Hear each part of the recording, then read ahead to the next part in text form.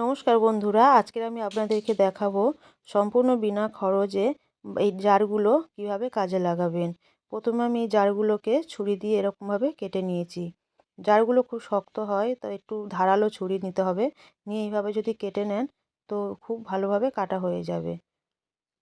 দেখতেই পাচ্ছেন সব জারগুলো আমার কাটা হয়ে গেছে।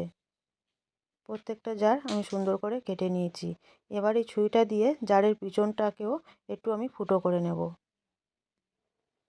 সবগুলো জারে এইভাবে ফুটো করে নেব। জারগুলো আমার সব ফুটো হয়ে গেছে। এবার আমি এর মধ্যে মাটি ভরবো। সেই মাটিটা দেখুন সম্পূর্ণ সার দেওয়া মাটি।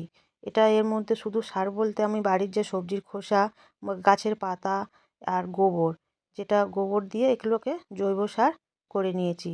জমানো ছিল এক জায়গায়, যেগুলো আমরা জড়ো করে থাকি, ফেলে থাকি, সেখান থেকেই ফের এই মাটিগুলোকে তুলে নিয়েছি। মাটিগুলো একদম নরমও দেখতেই পাচ্ছেন, আর পুরো ভেজা আলগা একদম মাটিগুলো। তো এইভাবে আমি সবগুলো জারে ভরে নিলাম সুন্দরভাবে। আপনারাও চাইলে বাড়িতে এইভাবে করতে পারেন। এই জারগুলো বিক্রি না করে জলের জার, বা আপনারা জলের যে প্লাস্টিকের বোতল, এখন যে খাবারের কন্টেনারগুলো, সেগুলোর মধ্যেও ছোট ছোট সুন্দর করে গাছ লাগানো যায়। দেখতে পাচ্ছেন আমি ছোট ছোট চারা গাছ এর মধ্যে বসিয়ে দিলাম।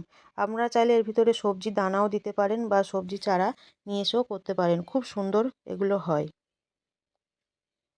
তো আপনারাও এগুলো ফেলে না দিয়ে এইভাবে কাজে লাগিয়ে নিন।